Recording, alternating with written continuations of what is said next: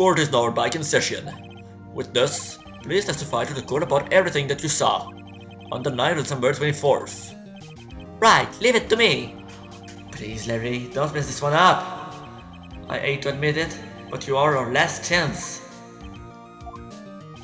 Montgomery didn't have time to prep this witness. I just hope Edgeworth is right about this being her big break.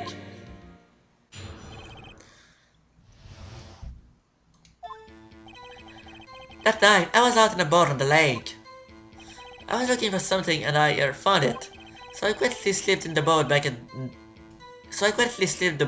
in at the rotten shop dock. Then, just as I was thinking about going home, I heard this bang. I looked out over the lake, but I didn't notice the boat. So after I heard that single gunshot, I went home. That was an unusually vague testimony, even for this court.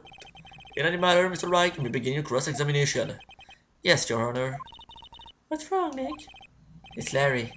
I have no idea what he's going to say if I press him. I'm a little scared. Well, we've come this far. There's no way to go but forward, Nick.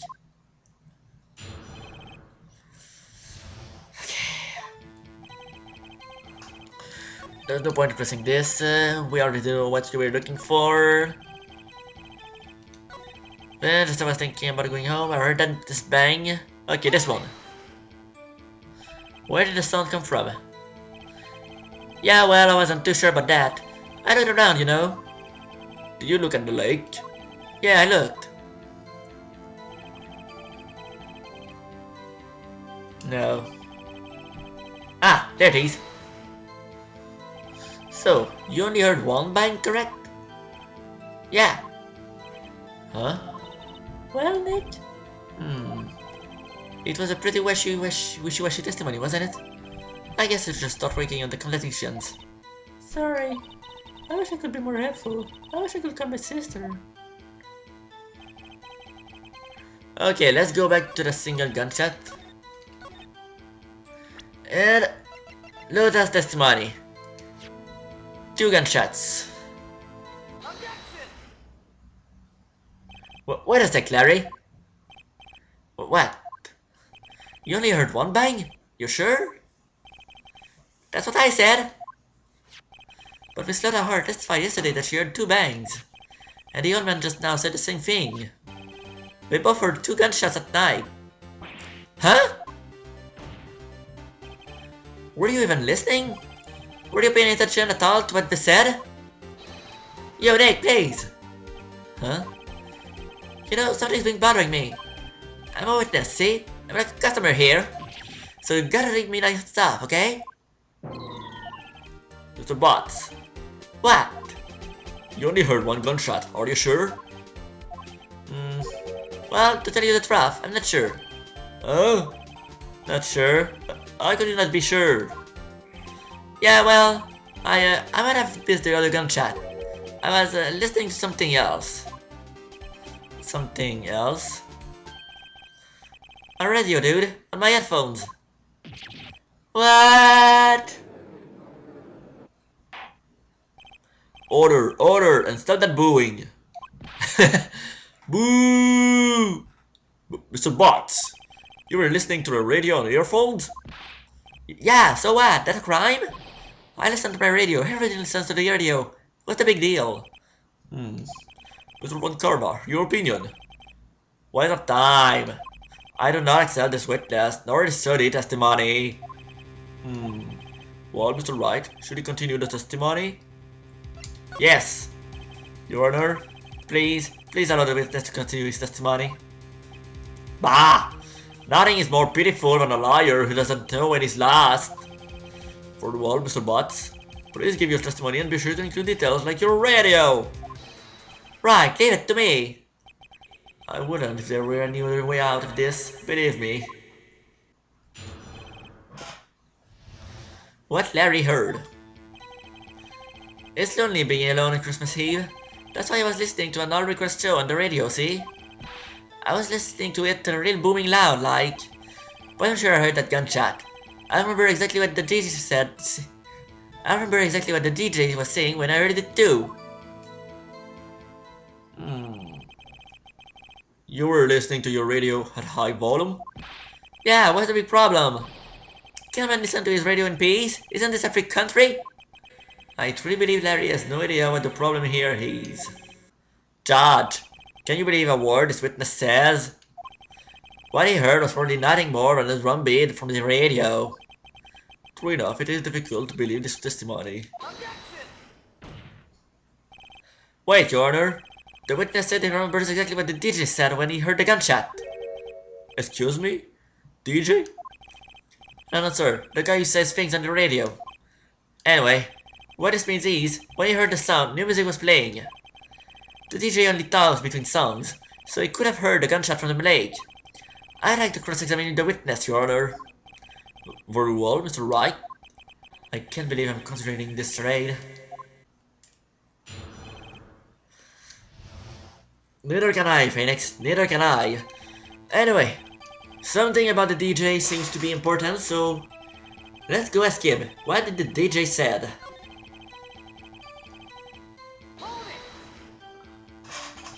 What did he say? Mr. Wright, please cease these pointless questions. What possible could come from knowing what a radio DJ said to us? Indeed, Mr. Wilcomber has a point. I'll allow the question only if you see some reason why we should care. We should care. We should care, Your Honor. Of course we should. Why? Well, how do you know if we don't ask, Fine, very well. Mr. Butz, please testify to the court. What was the radio announcer saying when you heard this gunshot? That's when she said, "Hey, it's almost Christmas. I heard the gunshot." Are you sure? Course I am. She had this sweet, sexy voice. Maybe Von Comer was right. I'm not sure how that helped us at all. This is the most ridiculous testimony I've ever heard. But there is one gleaming ray of hope in there. I've got to proceed until we get to the bottom of what happened. What? Okay, go back there.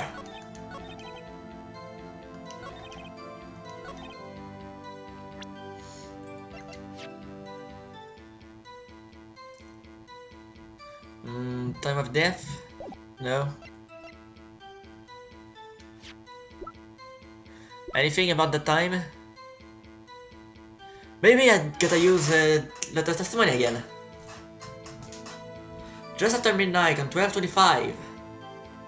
Let's try this. If it doesn't work... Yeah, if it doesn't work, I'm going to use the autopsy report. Larry, are you absolutely sure of what you're saying is correct? Huh? What with the face? You look scary, dude. Hey, if you're trying to scare me, you better know I don't scare that easy. Is something the matter, Mr. Wright? Your Honor, did you hear what the witness just said? The DJ said, "Hey, it's almost Christmas," when he heard a gunshot. Indeed, and... Almost Christmas means it wasn't Christmas. Do you realize what this means? When he heard the gunshot, it was still Christmas Eve. That one seems to be the case, yes. But it contradicts the two testimonies we have heard so far, Your Honor. Both Miss Hart and the old man said it was after midnight when they heard the shots. In other words, when they heard the gunshots, it was already Christmas. This is a clear contradiction, Your Honor.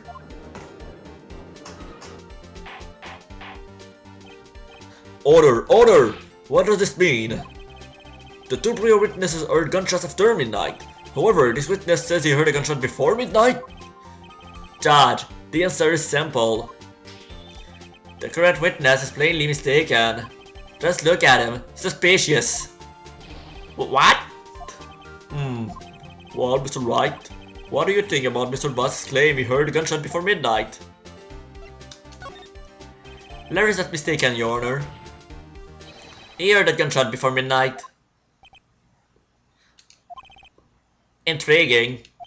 I'm assuming you have evidence for this one claim. Show me evidence there was a gunshot before midnight. Fired 3 times. This is my evidence. The murder weapon? Something about this pistol was bothering me, Your Honor. Both of the witnesses who testified yesterday heard 2 gunshots. However, the murder weapon was fired 3 times. When, then, was the last shot fired? Only now have I realized the truth. That 3rd shot was the shot Larry heard just before midnight. Order! Order! I guess that would make sense out of yesterday's testimonies. Bah! You waste our time again with your empty statements. Yes, the pistol was fired 3 times. But do you have any proof that it was fired before midnight? Do you have proof that the witness didn't just think he heard something? Indeed. Well, Mr. Wright, there's no turning back now. Do you have evidence that proves there was a gunshot before midnight? Do you have evidence that proves Mr. Butz wasn't just hearing things?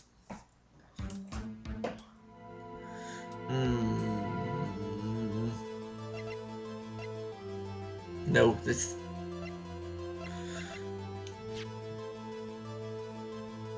Wait. Aha! At 11:50 p.m. Look at this photograph. This was taken by our witness yesterday, Miss Clotha Hart, with her automatic camera. The timestamp of the photo reads December 24th, 11:50 p.m. Oh yeah? But there's nothing on the lake in this picture. Your Honor, the real issue here is that's why nothing is shown in this photograph. It is why this photograph exists at all. What do you mean? Your Honor, this photograph was taken by an automatic camera. That camera was set to go off in response to loud noises. Aha! Correct. There was a loud noise on the lake at 11:50 p.m. That is why this photograph was taken. In other words, there was a gunshot at the time that Larry claims. Order! That would make sense of the evidence we've seen so far. However, this leaves me wondering exactly what did happen that night on the lake. Exactly. If this is true, there were 2 sets of gunshots separated by 25 minutes. One at 11:50, another at 15 minutes after midnight. Why, I ask you, why? Oh, I better think of something quick. Wait a second. Gunshots separated by 25 minutes? Ah! What's wrong, Nick? I have it! Huh? Remember the case with the Steel Samurai? Huh? Yeah, of course I remember. The murderer in this case had the same idea as the murderer in that case. What do you mean? Maya, Yes? if we don't figure this out now, we'll never return to Rob's guilty verdict. I've got a hunch, and I'm going to run with it. Right, I mean, is this safe? Safe? We've already gotten a guilty verdict. We have nothing to lose. You just watch and let me know if I see something and you just watch and let me know if I see anything that sounds fishy, okay? Right, Nick. Your Honor! Yes, Mr. Wright? The testimony just now has cleared up the entire case. What do you mean, Mr. Wright? So, you finally realize the truth. There can be no other murderer here than Mr. Edgeworth himself. Wrong on Karma. A man was shot that night, but it wasn't Edgeworth who did the shooting. Listen, Rookie. Take a deep breath and consider the facts. At the time of the murder, one boat was on the lake. This was shown by the witness's photograph. The defendant, Edgeworth, and the victim, Robert Hammond, were on the boat.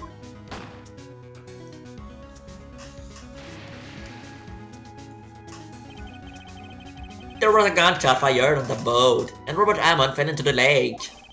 The distance of the shooting was 1 meter. It could have been suicide.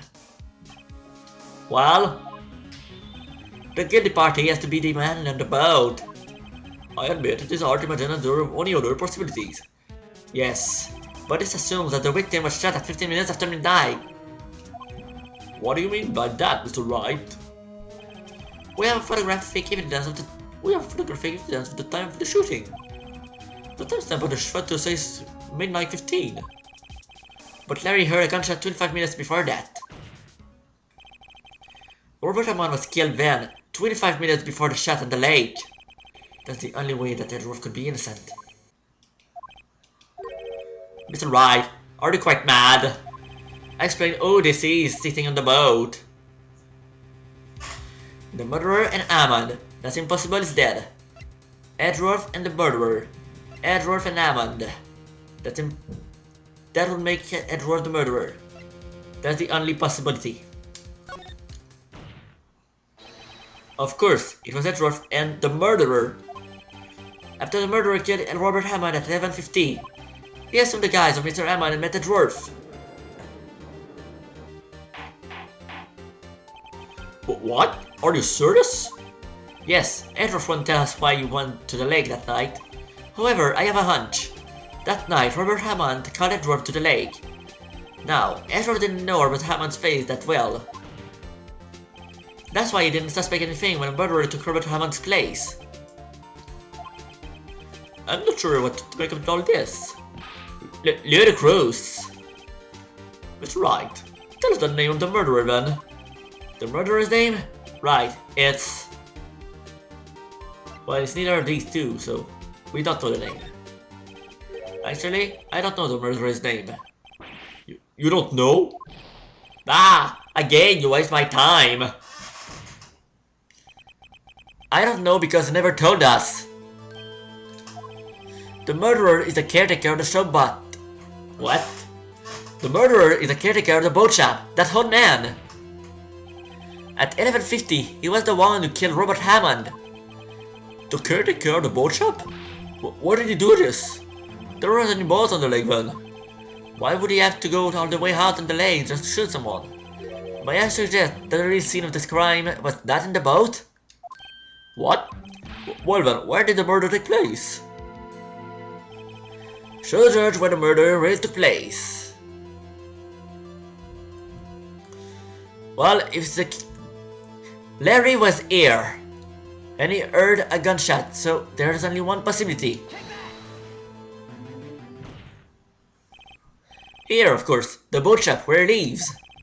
That way he could meet with the victim without anyone seeing.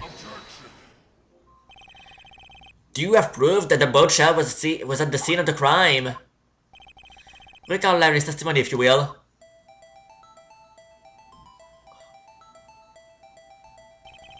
That night he was out on the lake in a boat searching for something. He finds it and returns the boat. Then, just as he's starting to head for home, he hears a gunshot. He heard a gunshot, Your Honor. Eventually was he wearing headphones at the time.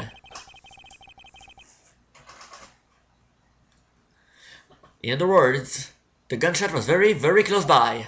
And where would that be if he had just returned a boat? The boat shop. Mr. Wright, what happened that night on Good Lake? Please tell the court from the beginning. Yes, Your Honor. Nick, are you sure about this? Not really. But I think if I start at the very beginning, and I take it slow, I might just be able to figure this out. That night, the caretaker of the boat shop called Robert Hammond to his shop.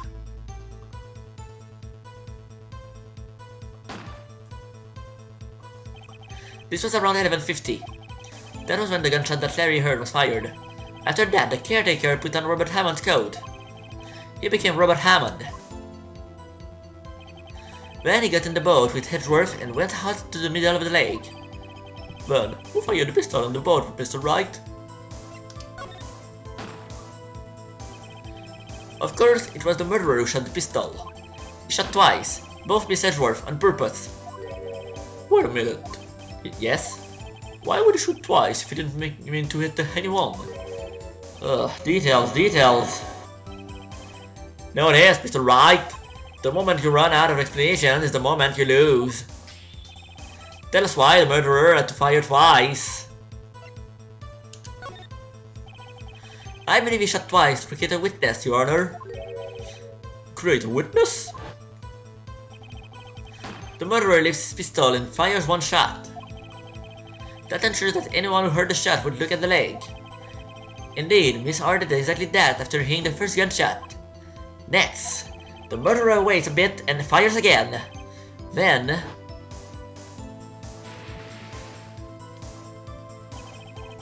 The murderer jumps from the boat himself, leaving the pistol in the boat behind him. I see. To someone looking from the head of the lake, it will appear that one of the men on the boat had shot the other. The murderer didn't know about the automatic camera, of course. That's why he shot twice to draw attention to the boat. Once you realize that, everything else falls into place. The boat shop caretaker swam back to his shop. Then he put Mr. Redmond's red coat back on the body and threw the body into the lake. This is what happened, Your Honor. These are the events that transpired that night on Good Lake. Well, thank you for your testimony, Mr. Phoenix Wright. Bailiff, bring out the witness from before. The boat shop caretaker, quickly!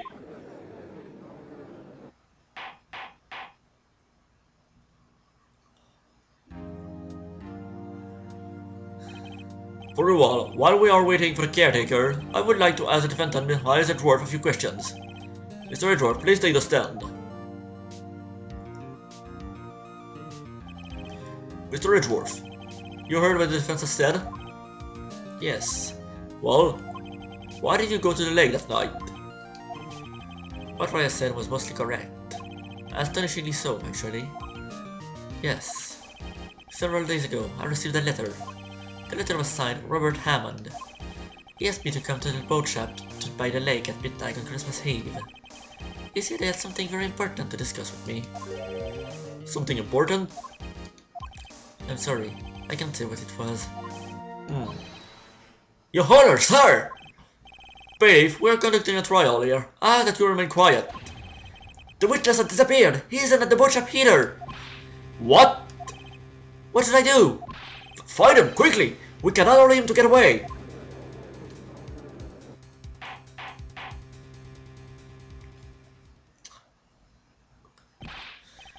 Mr. Von Karma, your witness has disappeared.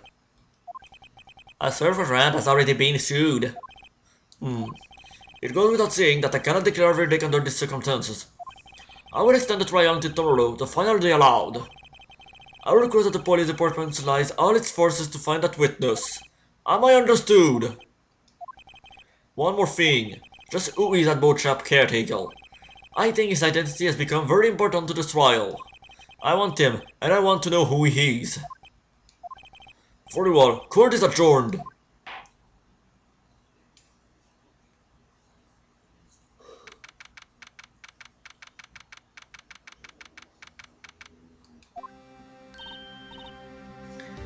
Yay, Nick, you did it! Yeah. Well, at least we got out from under that guilty verdict. And what about Larry? That was something else. I remember Karma didn't know what to do with his testimony. Larry really helped us out. Sure, once I sifted through his unique testimony. Still, he did save us. I just wish our cases weren't so down to the wire all the time. I know what you mean. Sometimes I feel like it's us on trial instead of our clients. Hey, Edgeworth. Mr. Edgeworth? Did you say something? Don't look so pained. I mean, it looks like you're really going to get off the hook. You just like to smile just a little. Relax. I'm sorry, but I feel it's not over for me yet. What do you mean? Right. There's something that's been troubling me for a long time now. And I don't know whether or not to tell you. Edgeworth? No, there's so little time left.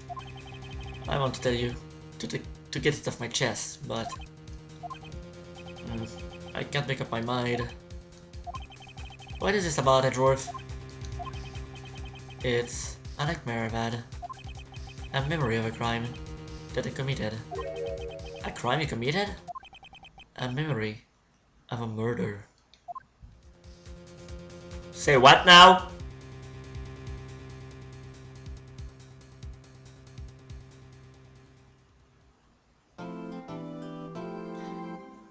Edgeworth, why do you have such a memory? Forget it. I just got you out of a guilty verdict. We're going to get you a not guilty verdict. Stop. No. You are not doing that to me, Edgeworth. You are not doing that to me. Thank you for watching, and I'll see you next time on the... Holy crap, 42 minutes? I'm splitting that part in two. I'll see you next time.